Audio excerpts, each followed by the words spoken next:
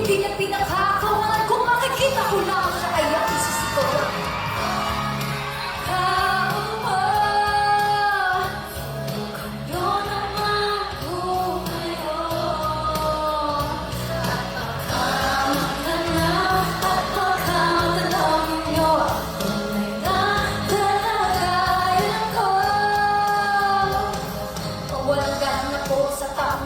Alam niyo bang nataan ang bigas namin ay kipuno ang dingding ng bahay namin at inagkatingin sa gabi ay sobrang init at tumutulang ang yelo na di kaya din upang ilagay sa inom. Inakulong tubig sa lumang takoli ulit-ulit gamit ang paggatong na inanong lamang sa estero na nagsisaling kusin sa umali aming balyo ang aking inay na may kayaman isang padero na naggagamit ng pag ang aking ama ay sumelo pero punong na punong balik